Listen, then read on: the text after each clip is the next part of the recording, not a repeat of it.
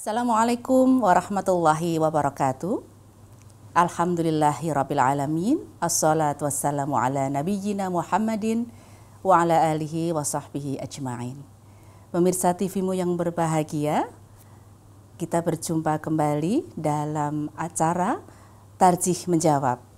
Kali ini kita akan membahas satu topik yang selalu menarik, yaitu Islam dan Kesehatan, bersama Dr. Haji Agus Taufikur Rahman, spesialis syaraf MKes, Ketua Pimpinan Wilayah Muhammadiyah Daerah Istimewa Yogyakarta.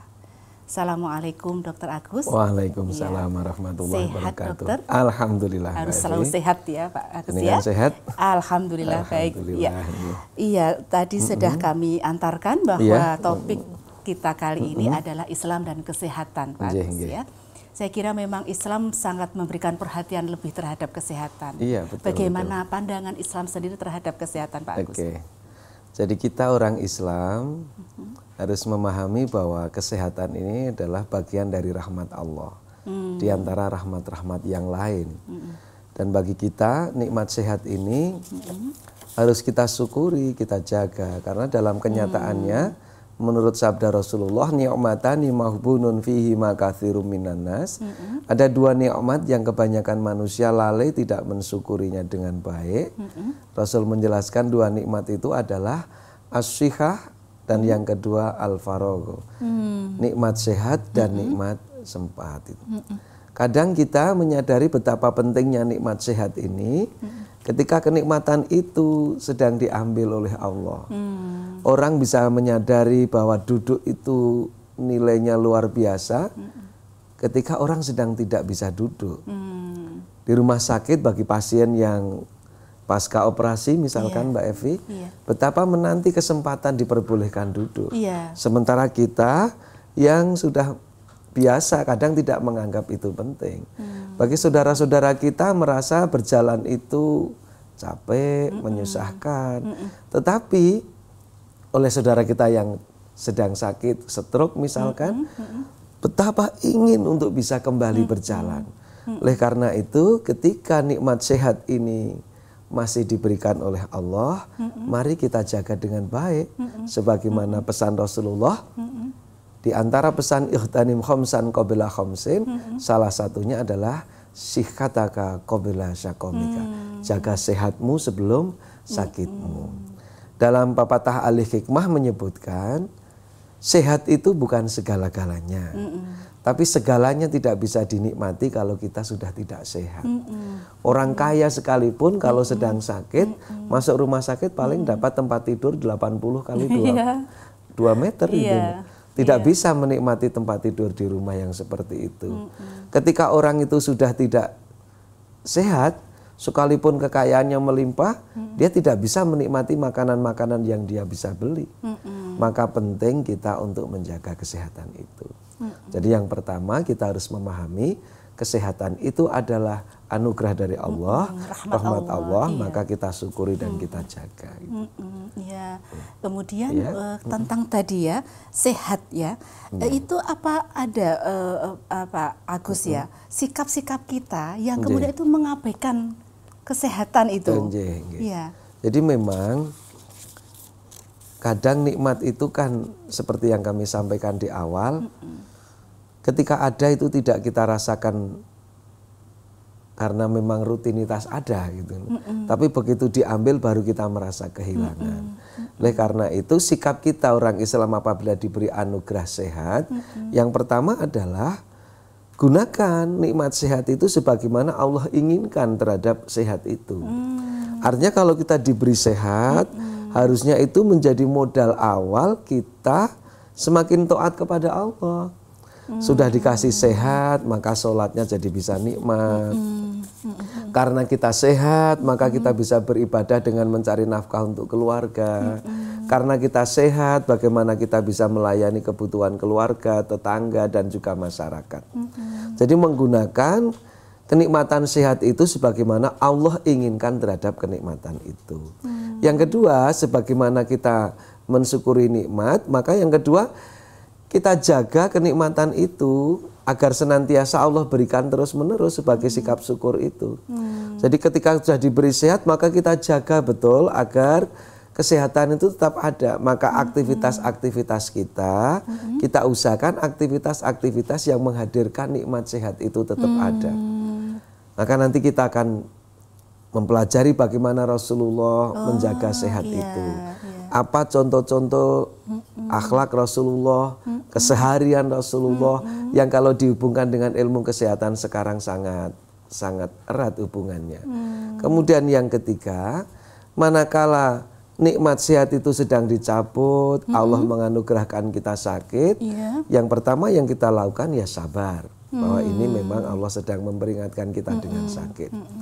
Kita ingat di sabda Rasulullah, ketika orang diberi sakit, sabar, maka Allah akan mengampuni dosa orang itu. Terus tidak cukup sabar, tapi kita juga kemudian berjuang untuk mencari pengobatan kepada ahlinya. Dengan pengobatan-pengobatan yang dibolehkan oleh Allah. Nah, itulah sikap kita kalau kita sudah diberi sehat. Jadi pertama, kita gunakan dengan sebaik-baiknya. Nikmat sehat itu sebagaimana Allah inginkan terhadap kenikmatan sehat itu. Kemudian yang kedua, kita jaga agar nikmat sehat itu senantiasa Allah berikan kepada kita terus dan terus. Dan kemudian aktivitas fisik kita sebagai wujud menjaga tadi adalah melakukan hal-hal yang tidak menjadikan kesehatan kita itu diambil oleh Allah. Itu tiga hal itu. Dan kalau sudah diberi sakit, sabar tapi segera berikhtiar untuk mendapatkan pengobatan. Nah ini Pak, yang menarik Pak Dr. Agus, berjuang untuk kemudian mendapatkan pengobatan tadi ya. Jadi artinya kan ikhtiar ya Pak ya. Betul, ada juga pandangan itu yang penyakit itu kan datang dari Allah gitu ya. Betul. Allah lah yang akan menyembuhkan. Ya sudahlah, kita menerima saja gitu. Itu sikap seperti itu bagaimana dokter? Jadi nanti kan Allah sendiri kalau memang sudah saatnya sembuh kan sembuh begitu ya. Kalau ada sikap ini seperti kalau itu. kelompok fatalis seperti ini, itu kan kadang seperti anak-anak kita belajar itu. Dia ngomong ketika disuruh belajar, ayo belajar, dia berani ngomong. Alah Pak, kalau memang saya itu takdirnya lulus, mesti lulus, kan gitu toh. Maka sering saya ngomong sama anak-anak gitu, ya sudah nak, kalau memang takdirmu itu akan kenyang, gak usah makan, mesti kenyang gitu. Mesti anak-anak kan gak mau gitu. Sama juga, karena Allah itu kan tegas di dalam Al-Quran, tidak akan mengubah kecuali kita juga berusaha. Innallaha la yughayyiru ma biqaumin hatta yughayyiru ma bi anfusihim. Termasuk ketika kita sedang diberi sakit, karena Rasul memerintahkan kita untuk berobat. Kita tidak dibenarkan kemudian berdiam diri, toh nanti kalau memang Allah akan memberikan, tetap kita justru berjuang untuk mendapatkan kesembuhan itu. Nah, kalau kita sudah berikhtiar dengan ikhtiar yang benar, kita tetap harus yakin, walau kita datang ke rumah sakit, tetapi kita harus paham yang menyembuhkan adalah Allah. Maka kalau saya di rumah sakit sebagai seorang dokter, ya saya mengajak kepada pasien saya, Ibu, ini kita sekedar ikhtiar sesuai dengan ilmu pengetahuan yang sekarang kita yakini kebenarannya, bahwa yang memastikan kesembuhan adalah Allah. Saya yakin bahwa kesembuhan itu Allah, karena kalau di rumah sakit, kalau memang penyembuhnya itu dokter, harusnya pasien-pasien kita kasih terapi yang sama untuk diagnosa yang sama, itu harusnya semua sembuh. Tapi kenyataannya, kenapa dua orang dengan diagnosa yang sama, dengan penata laksanaan yang sama, kok kesembuhannya berbeda? Itulah tangan Allah yang melakukan kesembuhan itu kepada pasien kita. Tugas kami sebagai dokter adalah bagaimana melakukan proses terapi sesuai dengan standar keilmuan tertinggi. Maka kalau kita sakit, ya kita harus ikhtiar mencari penyembuhan itu. Dan tentu saja dengan jalan yang benar tadi ya. Betul, karena Rasul kan tegaskan itu. Ketika Allah memberi penyakit, maka bersamaan dengan itu Allah memberikan obatnya. Maka Rasul berpesan, maka berobatlah dengan yang halal. Kita nggak boleh berobat dengan yang haram. Nah itu insya Allah akan menjadikan kita jadi benar. Apalagi kita berobat dengan cara-cara syirik. Kan ada toh Mbak Evi? Masih ada berobat dengan cara-cara yang syirik. Nah, pernah kami di rumah sakit, pasien stroke gitu. Secara klinis kita mengetahui bahwa ini perdarahannya besar gitu. Tapi ada juga keluarga yang menghadirkan paranormal ke situ gitu loh. Nah justru pada saat itu kesempatan kami menjelaskan, karena setelah paranormal hadir pun ternyata juga tidak menyembuhkan. Maka justru kita ajak ibu, semuanya itu penyembuhannya harus dari Allah.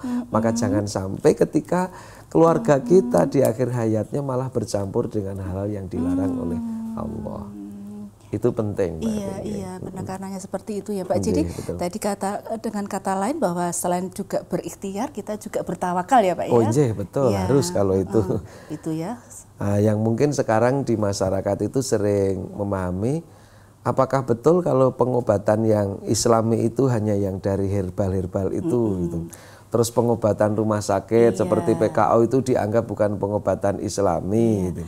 Pak Agus, bentar dokter, kita hentikan sebentar, kita nanti lanjutkan di segmen berikutnya. Pemirsa, kita jeda untuk kembali sesaat lagi.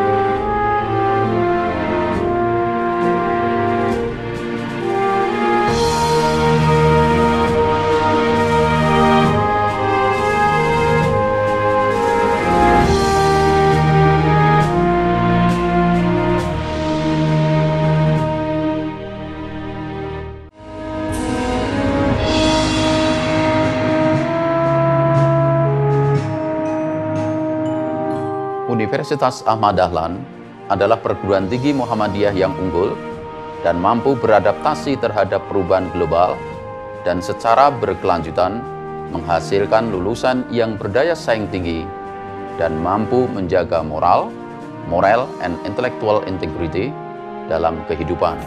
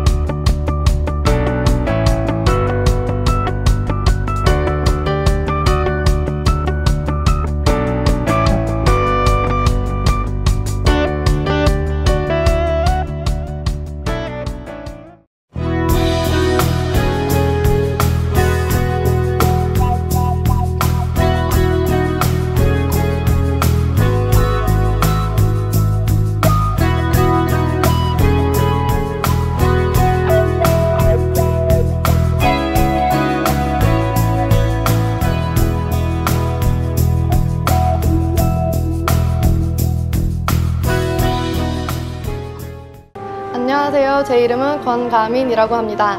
저는 한국 사람이고요. 저는 현재 족자카르타 안에 있는 아마드 다알란 대학교에서 공부하고 있습니다. 이곳 사람들은 모두 항상 미소 짓고 또 많은 사람들이 친절합니다. 그리고 학교 측에서도 외국 유학생들을 위해 많은 배려를 해주고 있습니다. 그래서 지금 저는 매우 행복하게 공부하고 있습니다. 감사합니다.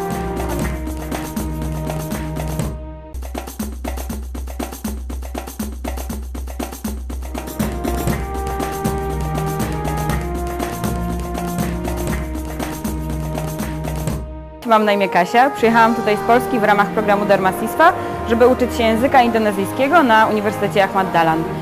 Studiowanie na UAD, a do tego mieszkanie w Jogjakarcie jest niepowtarzalną okazją, żeby poznać kulturę Indonezji, dlatego wszystkich do tego serdecznie namawiam.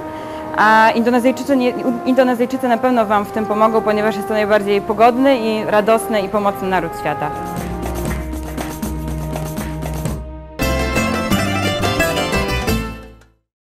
Pemirsa, masih bersama program Tarjih Menjawab dengan topik Islam dan Kesehatan. Dr. Agus tadi sempat terputus kaitannya dengan pengobatan yang apa namanya tadi ya, yang alami atau apa tadi ya, dalam rangka untuk berikhtiar tadi itu. Jadi begini Mbak Evi, sekarang ini kan kadang karena kemasan bisnis dan yang lain itu ada di masyarakat itu beredar kalau berobat itu harus dengan yang alami. Karena kalau alami itu mesti aman. Jangan ke rumah sakit, karena rumah sakit itu kan obat-obat kimia gitu. Sehingga kadang pasien itu terlambat penata laksanaan padahal kasusnya kanker. Kemudian karena konsep yang tadi itu harus alami gitu.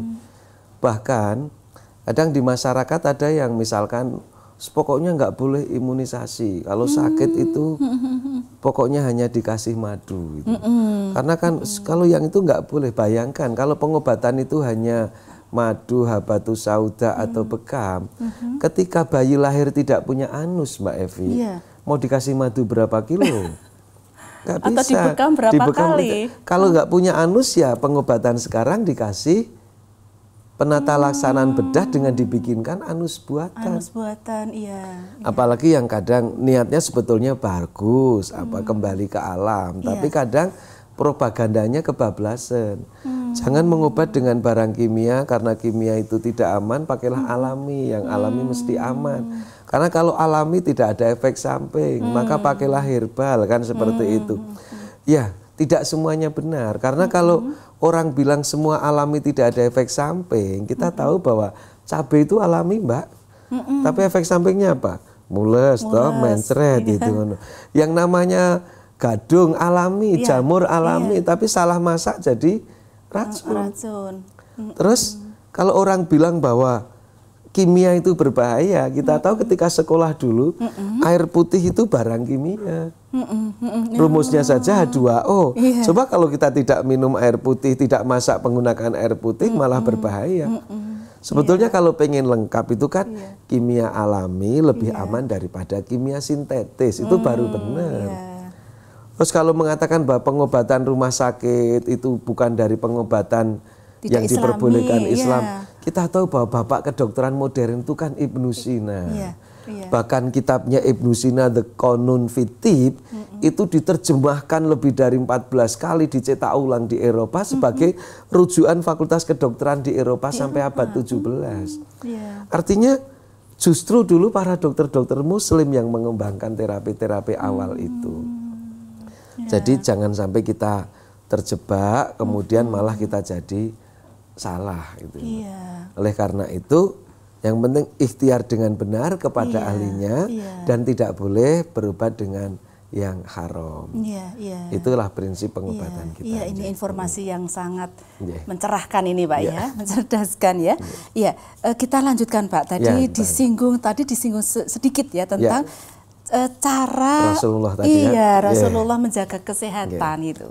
Jadi di kisah itu kan kita lihat bahwa Rasulullah itu jarang sekali sakit. Kalau ahli hikmah Balang mencatat itu hanya sekitar 2 atau 3 kali sakit. Mbak Evi sudah berapa kali sakit? Aduh, itu tidak terhitung. Kadang kita juga sering sakit juga, Mbak. Kalau sakit sering diolok-olok. Dokter kok sakit? Itu. Maka saya jawab, dokter sakit kok bingung. Dokter mati juga banyak gitu.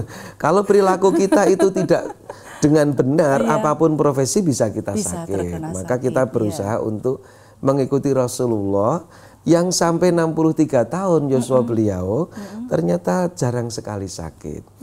Nah kemudian ahli hikmah mengkaji beberapa keseharian Rasulullah, akhlak Rasul yang harus kita tiru. Yang pertama adalah kebiasaan Rasul menjaga kebersihan. Yang kedua kebiasaan Rasul menjaga makan. Yang ketiga kebiasaan Rasul yang harus kita contoh menahan emosi, menjaga amarah. Ini nanti kita diskusikan ini Pak. Yang ketiga adalah kebiasaan Rasul bangun pagi, tahajud ke masjidnya untuk subuhan. Kemudian yang keempat adalah kebiasaan syam Rasulullah. Yang kelima ini. Nah ini kalau kita bisa melakukan ini tinjauan dari ilmu kesehatan sekarang luar biasa. Kita mulai satu, misalkan kebiasaan menjaga kebersihan. Zaman kita sekolah dulu Bu Evi, kita sudah diajarkan rajin pangkal pandai, hemat pangkal kaya, bersih pangkal sehat. Dan ternyata Rasul itu kan perilaku kebersihan luar biasa. Sebab dari ibadah kita kita itu sebelum ibadah ada fikih toharoh dulu kan. Itu kan bagaimana Islam mengajarkan kebersihan. Bahkan yang dituntunkan Islam itu bukan hanya kotor, tapi juga ada najis, ada hadas. Maka bersih kita itu, suci kita itu terhindar dari kotoran, dari najis, dari hadas. Ini luar biasa. Oleh karena itu kalau kita itu mengikuti Rasul menjaga kebersihan, insya Allah kita akan menjadi orang-orang yang sehat. Bagaimana kita wudhu sehari-hari, daerah yang kena wudhu itu kan wilayah-wilayah yang sering kontak dengan dunia luar. Bagaimana tuntunan Rasulullah menjaga kebersihan fisiknya. Rasul itu bahkan menjaga kerapiannya. Quran bagaimana perintahkan khudzu zinatakum inda kulli masjidin. Mau ke masjid suruh memakai pakaian yang baik. Jadi mari kita jaga. Nah kalau kita di rumah tangga hadirin pemirsa, bagaimana ukuran kita menjaga kebersihan itu tidak hanya halaman dan ruang tamu. Sebab kita tidak ke ruang tamu seminggu itu mungkin kita tidak akan ada gangguan kesehatan. Tidak ke halaman seminggu mungkin tidak apa-apa. Tapi kalau ukuran kebersihan kita sampai juga kepada dapur dan kamar mandi itu menjadi penting. Mbak Evi kuat tidak kamar mandi 3 hari? Waduh, tidak, mesti Pak. kita nggak kuat. Kita tidak kuat juga tidak memasukkan produk dapur selama 2 hari.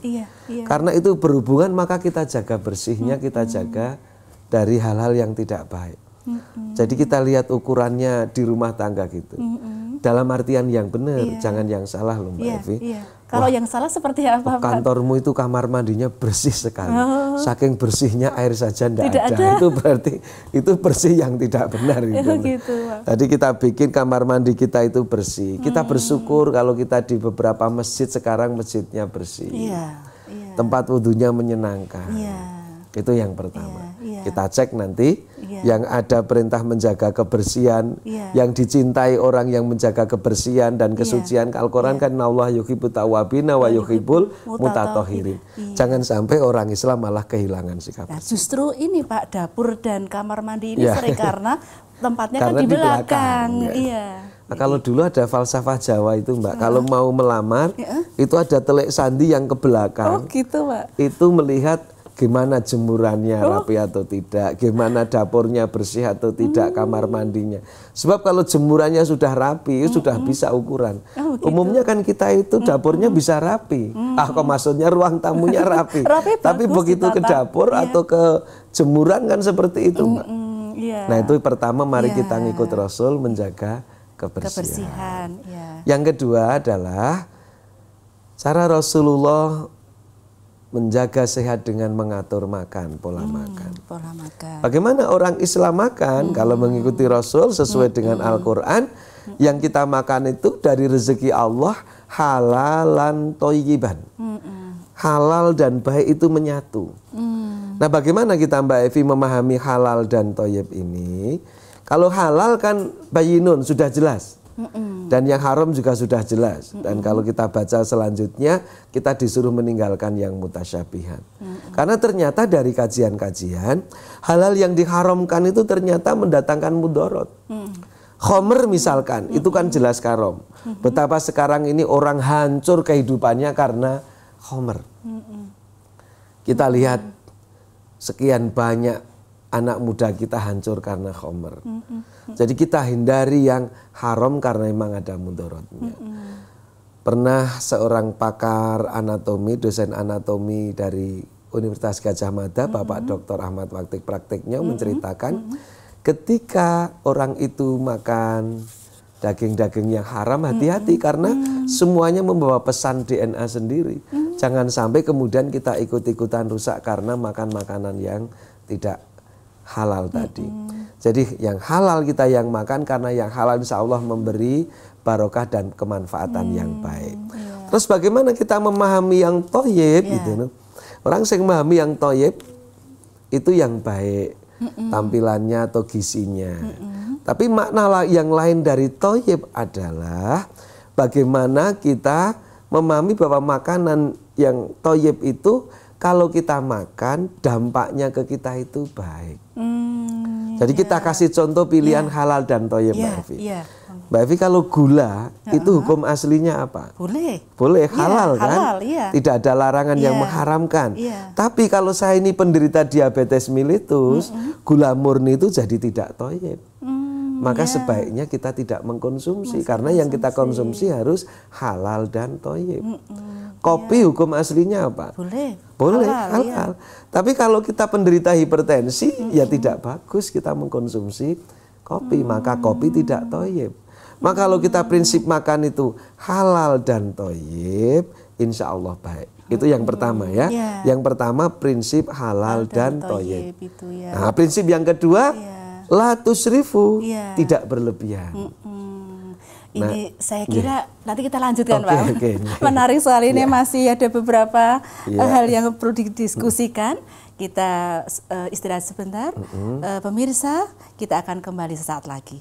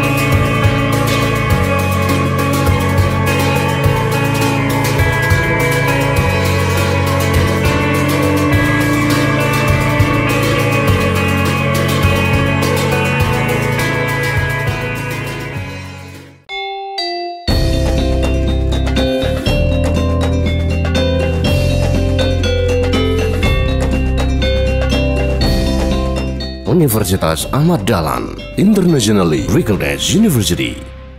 こんにちは。アフマッドダーラン大学に留学中の村野和香と申します。先生方やクラスメートのみんながとても優しいので毎日楽しいです。アフマッドダーラン大学に来れたことをとても嬉しく思っております。ありがとうございます。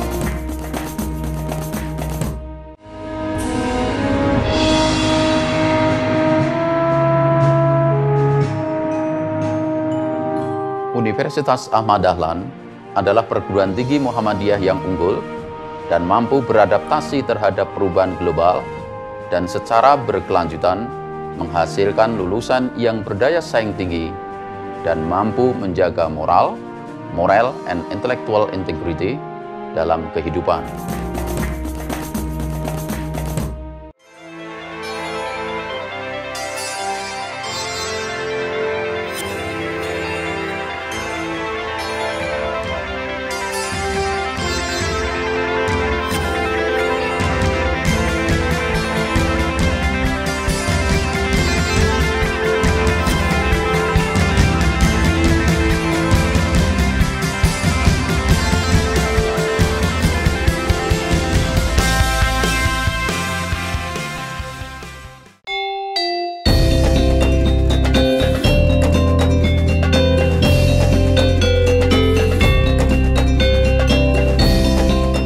Universitas Ahmad Dahlan Internationally Recognized University.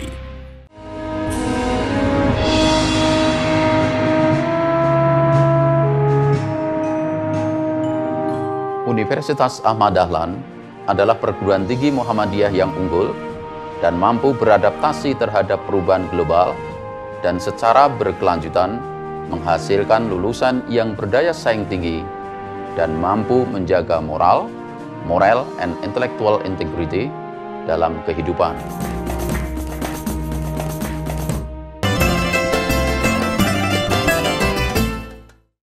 Pemirsa, masih bersama program Tarjih Menjawab dengan tema Islam dan Kesehatan.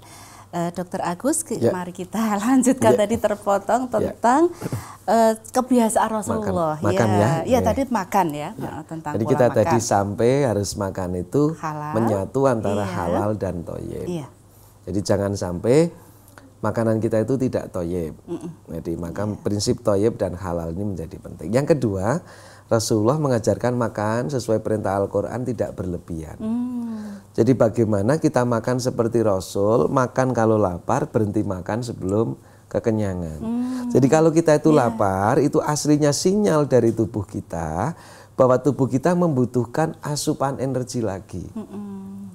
Maka kalau kita lapar terus makan, itu pas. Dan kalau kita ingin merasakan nikmatnya makan, Mbak Evi, itu tidak seperti kalau makan sedang lapar. Orang tua dulu pesan, kalau makan nggak usah bingung lauknya apa, asal lauknya lapar itu mesti nikmat. Itu. Semua enak mesti nikmat, nggak punya apa-apa, adanya cuma sate sudah enak, Mbak Evi. Itu. Ya, saya kira kerupuk. Jadi kalau lapar itu enak dan pas itu. Dan kemudian berhenti makan sebelum kekenyangan, artinya tidak berlebihan. Nah sekarang ini nampaknya ada pola penyakit itu bergeser. Dulu penyakit itu karena kurang makan di tahun 60-an. Banyak orang kekurangan vitamin, ada beri-beri, ada kita nyebut HO gitu ya. Orangnya kelihatan gemuk tapi kalau dipegang gitu nggak pulih-pulih. Tapi sekarang banyak penyakit bergeser karena kelebihan makanan. Tiba-tiba orang mengalami obesitas, orang mengalami gangguan kolesterol tubuh, dislipidemia. Ada yang nyemuk, kenapa kamu kok nggak bisa jalan? Kena asam urat katanya gitu. Adanya kan asam urat. Karena memang makanannya berlebihan. Maka kalau kita pengen makan dengan benar, setelah kita berdoa sebelum makan, Prof. Askandar, guru besar penyakit dalam dari Universitas Airlangga, Rumah Sakit Dr. Sutomo Surabaya, memberikan nasihat kalau makan itu ya dinikmati. Itu kan persis seperti perintah Rasul, nggak boleh mencela makanan kan, kita nikmati. Tapi jangan lupa segera batasi, batasi jangan sampai berlebihan. Kan kita kadang kan karena enak kan terus kita terus-teruskan. Yang ketiga baru imbangi. Ketika kita makannya terlalu asik berlebihan, esoknya diimbangi. Mengimbanginya dengan apa? Bisa dengan makanan yang sifatnya menetralkan, atau besoknya dengan aktivitas fisik yang baik. Sehingga kelebihan makanan tadi bisa segera diatasi tubuh. Jadi prinsip makan kita kalau pengen sehat seperti Rasulullah adalah makan yang halal dan toyib, kemudian tidak berlebih-lebihan. Bahkan kalau Rasul itu kan menggambarkan, biarkanlah perut ini separuh untuk material padat, separuh untuk material cair, dan separuh untuk rongga udara. Sehingga orang itu sehabis makan tidak malah merasa tersiksa. Karena makannya berlebihan tadi. Berapa banyak kita ini karena ada makanan hebat, habis makan terus berdiri aja nggak kuat. Sehingga makan bukan meningkatkan produktivitas, malah jadi malas. Itu yang kedua. Kita atur makan. Pak Agus, ini kaitannya ini misalnya kan sedikit demi sedikit makan, sedikit makan begitu tidak terasa apa namanya kenyangnya begitu, itu bagaimana? Ya kalau kan juga kita berlebihan juga gitu ya. Kalau kita ukuran ilmu gizinya adalah masing-masing kita yang sehat itu masing-masing kita, Mbak Evi, itu punya aktivitas sehari-hari diukur dengan kebutuhan kalori. Maka kita perlu bantuan dari ahli gizi untuk menjelaskan, oh ternyata kalau saya itu aktivitasnya seperti ini hanya butuh 1.800 kalori sehari. Maka jangan sampai konsumsi kita itu melebihi itu. Kalau melebihi mesti nanti akan ada simpanan yang bisa disimpan yang kita tiba-tiba berubah jadi berlebihan tadi. Oleh karena itu ukurannya adalah kebutuhan kalori per harinya itu. Dan itu harus kita timbang ya Pak? Ya, sebetulnya kan ada istilahnya takaran pengganti. Kalau nasi satu piring itu ukurannya berapa kalori. Kalau telur itu berapa kalori. Maka kita akan bisa melihat, ini saya sudah makan nasi 5 piring. Pakai telur ceplok double, lah itu sudah mesti berlebihan. Itu ya. Tetapi kadang kita juga harus mengontrol, kita ini kan hidup di daerah tropis. Kalau untuk ilmu gizi, daerah tropis seperti kita ini harus banyak konsumsi sayur dan buah. Jangan dibalik, kita hidup di daerah tropis tapi cara makan kita malah ala Eropa yang bukan daerah tropis. Mesti nanti kita jadi bermasalah. Jadi kita tidak mengikuti prinsip toyibnya tadi. Gitu ya dokter ya. Itu yang kedua. Kedua ya. Nah yang ketiga ini yang juga penting. Rasul menjadi sehat karena Rasul ini mengajarkan menahan marah luar biasa. Ketika Rasul kondur, istrinya sudah tidur, beliau tidak marah, bahkan mengikhlaskan diri tidur di luar. Ketika Rasul sedang sholat, dilempari kotoran, diletakkan kotoran, beliau tidak marah. Bahkan ketika sahabat minta nasihat kepada Rasulullah karena hidupnya tidak tenang, Rasul memerintahkan la tahdab. Janganlah engkau marah. Diulang lagi permintaannya, dijawab lagi, jangan engkau marah. Sampai ketiga kali masih diberi jangan marah. Berarti sangat penting kita itu mengendalikan emosi, tidak mudah marah. Mbak, penelitian di Johns Hopkins University dari 1000 sampel laki-laki meneliti hubungannya marah dengan serangan jantung, kelainan kardiovaskuler. Ternyata orang-orang yang punya kebiasaan marah itu punya potensi untuk mengalami kelainan jantung, serangan jantung. Risk factor untuk mengalami kelainan kardiovaskuler itu 3 kali lipat dibandingkan orang yang tidak mudah marah. Hasil analisanya ternyata orang-orang yang mudah marah itu kadar interleukin 6 tubuhnya itu tinggi, sehingga proses kekakuan pembuluh darah itu jadi cepat terjadi. Nah, di samping itu kalau orang itu marah, Mbak, itu kan terjadi pacuan hormon katekolamin, adrenalin itu kita kenal, sehingga orang marah itu akan mengakibatkan jantung itu berdenyut lebih kuat, lebih cepat. Maka kalau orang marah itu mesti deg-degan. Bahkan kalau orang Jawa itu ingatkan, wah lenesu tenanan dodone nganti mengkap-mengkap karena denyutnya gitu. Sehingga ketika orang marah itu denyut jantung yang lebih kuat, lebih cepat tadi mengakibatkan suplai darah ke pembuluh darah itu berarti semakin banyak persatuan waktu. Tapi karena orang marah menaikkan hormon katekolamin, justru pembuluh darah di tepi-tepi itu menyempit. Ibaratnya orang marah itu seperti kita pasang selang di keran, terus kerannya kita buka pol, tapi ujung selangnya kita pencet. Maka tekanannya itu tinggi sekali. Jadi ketika orang marah itu memang tekanan darah kita akan jadi lebih tinggi. Pengalaman pasien di rumah sakit, ibu-ibu yang biasanya kalau datang pagi kita periksa kondisinya, tensinya bagus. Suatu ketika datangnya agak siang, nunggunya lama, kita cek tensinya tinggi. Dia cerita, kenapa Bu, biasanya normal kok ini tinggi. Ternyata jawabannya, ya dok tadi antrinya suwi. Gitu. Antrinya lama, jengkel itu sudah bikin naik. Maka penting tidak mudah marah.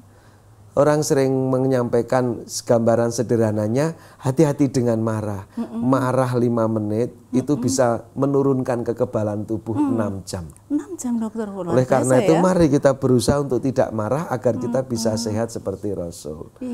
Nah, bagaimana kalau kita sedang marah? Ya ikuti nasihat Rasul. Kalau marahnya berdiri, kita disuruh duduk.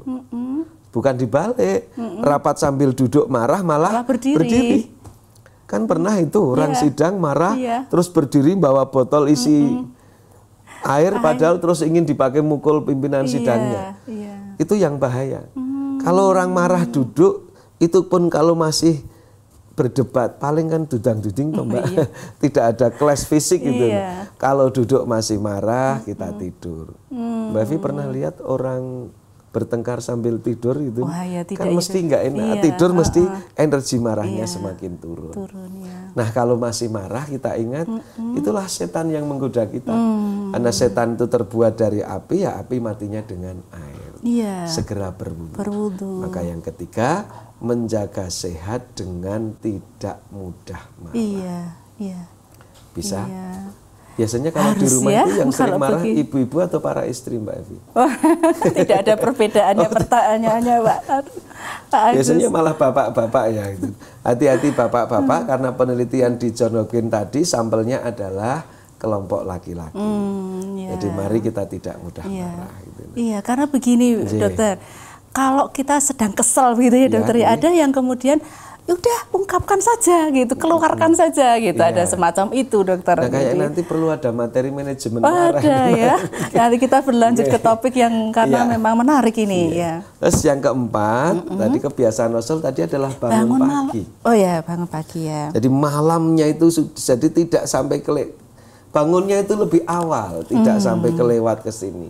Rasul kan menuntunkan sholat malam dulu 2/3 malam. Kemudian ke masjid. penelitian di Surabaya, Bapak Dr. Muhammad Soleh ketika beliau ngambil disertasi S3-nya meneliti hubungan tahajud dengan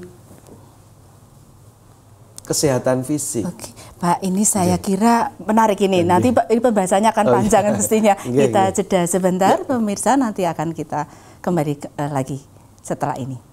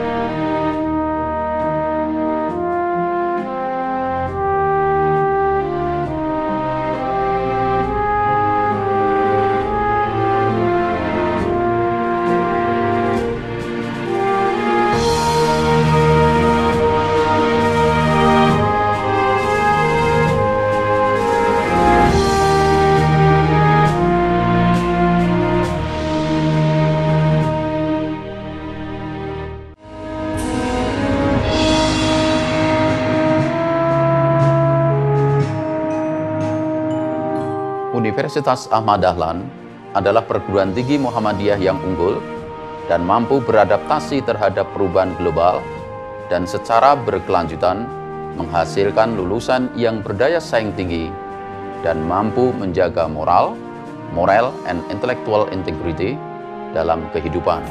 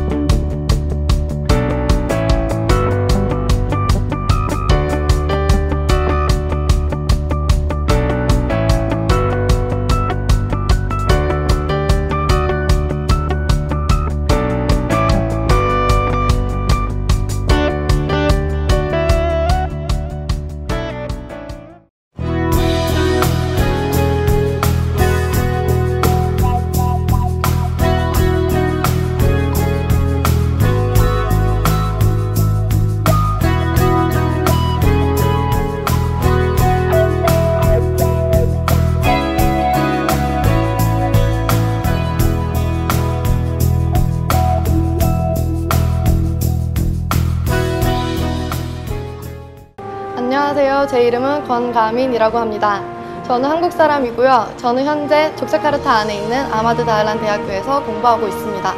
이곳 사람들은 모두 항상 미소 짓고 또 많은 사람들이 친절합니다. 그리고 학교 측에서도 외국 유학생들을 위해 많은 배려를 해주고 있습니다. 그래서 지금 저는 매우 행복하게 공부하고 있습니다. 감사합니다.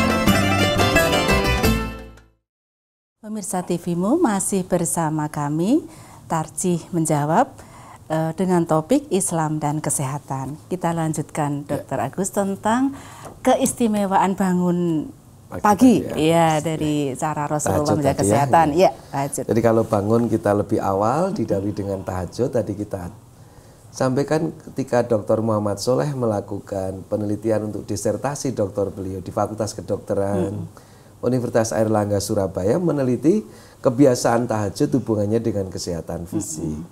Ditelitilah orang-orang yang tahajud itu diambil sampel darahnya, diperiksa di laboratorium, dibandingkan yang tahajudnya tidak bagus, tidak tertib. Hasil penelitian itu sebagian datanya adalah orang-orang yang tahajudnya bagus itu ternyata memiliki kadar imunitas yang lebih baik, kortisol darahnya rendah, menunjukkan orang itu tidak cemas, tenang. Padahal dari teori imunologi, orang itu ketika cemas, sel NK, natural killer cell, sebagai sel kekebalan alami itu tidak berfungsi dengan bagus. Sehingga ketika orang tahajud, khusyuk, tenang, maka sel kekebalan tubuhnya itu akan berfungsi dengan baik. Maka beruntunglah ketika kita bisa tahajud. Ya memang tahajud ini berat. Tapi kita lihat bahwa perintah Quran jelas. Wa minal laili fatahajjat bihi nafilatan lak asa ayyab'atsaka rabbuka maqaman mahmuda. Maka dari sebagian malam itu gunakan bangun untuk tahajud sebagai ibadah tambahan bagi kita. Asa ayyab'atsaka rabbuka maqaman mahmuda. Dengan tahajud ini Allah akan mengangkat kita kepada posisi yang terpuji. Nah, hasil penelitian Dr. Muhammad Soleh tadi hendaknya menjadikan kita semakin rajin tahajud. Begitu, karena kondisi dari orang-orang yang tahajud diteliti oleh Pak Muhammad Soleh tadi menunjukkan sistem imunnya yang lebih baik. Memang berat Mbak Evi tahajud tiap malam. Tapi sekedar rumus saja Mbak Evi, kalau kita belum bisa tahajud tiap malam, lakukan dulu seminggu 7 kali. Insya Allah nanti bisa rutin itu ya. Pemirsa di rumah bisa lakukan rumus itu. Dilatih ya Pak ya, seminggu 7 kali tahajud. Dan kalau sudah tahajud jangan tidur. Sebaiknya setelah tahajud ke masjid, aktivitas fisik lagi, berangkat ke masjid, sholat subuh. Dr. Barito Sitompul itu pernah menjelaskan secara epidemiologis kejadian serangan jantung termasuk juga stroke itu ternyata sering di pagi hari. Rupanya memang siklus sirkadian ketika malam berakhir menuju pagi, tensi kita itu cenderung naik. Maka kalau kita itu aktivitas fisik yang menaikkan nitrik oksid tubuh, itu dampaknya sangat bagus bagi tubuh kita. Karena nitrik oksid tadi dibutuhkan untuk fungsi elastisitas dari pembuluh darah kita itu. Maka sangat bagus bagi kesehatan kardiovaskuler apabila kita pagi itu bangunnya lebih awal, kita mulai dengan tahajud, dan setelah itu kita lanjutkan dengan jamaah ke masjid, sebagaimana yang ditentukan Rasul untuk senantiasa memakmurkan masjid di kala subuh itu. Insya Allah kita akan dapat hikmah. Dan dilanjutkan dengan aktivitas yang lain ya. Aktivitas yang tidak tidur pas tidak tidur, subuh, padahal kan, kebiasaan kita tidur itu. Nah itulah yang Rasul tidak sering lakukan itu. Begitu ya. Nah kemudian yang terakhir adalah siam. Siam ya. Wah, ini mungkin akan kita singgung sedikit untuk pengantar ini mungkin ya. Karena ini kalau siam kesehatan itu kajiannya sudah banyak sekali. Oleh karena itu kita singgung sedikit bahwa ternyata kalau orang sering mengatakan puasa itu bikin orang tak sakit, itu dari data rumah sakit tidak betul Mbak Evi. Karena ketika kita teliti di PKU Muhammadiyah Bantul misalkan, itu ketika Ramadan kunjungan ke rumah sakit itu menurun. Kunjungan yang rumah rawat sakit. jalan maupun yang menginap. Artinya harusnya malah sehat. Gitu. Kalau memang orang puasa itu bikin sakit, rumah sakit kita di PKU Muhammadiyah isinya pasien-pasien kebanyakan muslim yang kebanyakan puasa, harusnya tambah penuh dong Mbak. Iya, kalau puasa itu sama bisa membuat sakit gitu kenyataannya tidak. Maka kita bersyukur akhir-akhir ini iklan obat ketika puasa itu sudah mulai berkurang. Gitu. Karena terbukti secara empiris ternyata puasa bikin orang sehat. Bahkan ada penelitian banyak itu Mbak, salah satu penelitian yang luar biasa yang dilakukan oleh Dr. Setiati dan kawan-kawan, meneliti orang yang mengalami gangguan ginjal, sebelum dia berpuasa diperiksa kondisi ginjalnya, seminggu berpuasa, 2 minggu, 3 minggu diawasi terus. Penelitian itu ternyata ketika selesai puasa kondisi ginjalnya justru lebih baik dibandingkan sebelum berpuasa. Dan ini bagian dari hikmah berpuasa di samping penelitian-penelitian yang lain. Oleh karena itu ini Ramadan, ini sangat penting kita bersyukur dengan menjalankan ibadah puasa ini. Nah mungkin nanti perlu segmen khusus kita mengupas puasa dan kesehatan ini. Tapi intinya kalau kita pengen sehat seperti Rasulullah, mari kita ikut menjaga kebersihan sebagaimana Rasul ajarkan, mengatur pola makan dan makan seperti yang Rasulullah tuntunkan, kebiasaan kita menahan marah, menahan emosi, kemudian yang keempat kebiasaan kita bangun malam, bangun lebih awal Iya. ketika pagi, Iya. dan yang terakhir adalah membiasakan senantiasa puasa. Sedikit Pak Agus ya, Iya. kaitannya dengan puasa Iya, tadi ya, betul. meskipun kajiannya banyak. Untuk memantapkan oleh ibu-ibu yang sedang menyusui. Ya, Nah, ini gimana, iya. puasa tidak akan mengurangi produksi susu, air susu ibu ya Pak ya. Kalau seorang ibu misalnya memutuskan untuk kemudian berpuasa begitu dan jadi caranya. begini. Ya. Sebetulnya kalau orang berpuasa itu kan memindahkan diet dari siang ke malam. Oh iya, iya. Selama kebutuhan makan malamnya tadi itu sesuai dengan standar kebutuhan kalori kita, maka secara fisik kita tidak ada masalah. Tapi problemnya kalau orang menyusui itu adalah problem di mana air susu itu dibutuhkan dalam waktu-waktu yang sangat pendek oleh anak. Iya. Sehingga secara fikih orang menyusui bagian dari yang boleh tidak berpuasa. Iya. Tapi kalau kita yang hamil itu kebutuhan kalori insya Allah tidak bermasalah. Berbeda dengan menyusui karena anaknya tidak tidak berpuasa ya Pak ya, membutuhkan produk asupannya. ASI itu bisa segera dibangun terus ketika kita tidak berpuasa. Nah nanti ketika orang sudah merasa yakin, oh ternyata saya puasanya ini tidak mengganggu produksi ASI, masing-masing sangat individual. Oh, begitu, Tetapi Islam itu seperti dijelaskan dalam Al-Quran, yuridullahu bikumul yusra, wala yuridu bikumul usra. Allah itu menginginkan kemudahan bagi kita. Maka kondisi-kondisi tertentu Allah sudah memberikan rukhsah. Jadi jangan khawatir. Oleh karena itu menjadi orang Muslim itu sangat berbahagia. Karena tuntunan ibadahnya menghadirkan hikmah secara duniawi aja seperti itu, belum ketika kita nanti mendapatkan balasan di akhirat nanti. Iya, luar biasa ini kajian kita tentang Islam dan kesehatan tadi ya. Ini Pak, kaitannya dengan saya kok masih ingin melanjutkan sedikit tentang tahajud tadi yang kemudian tidak boleh tidur lagi yang betul. Sementara ini di masyarakat kita masih ada kebiasaan itu. Jadi apalagi kalau puasa.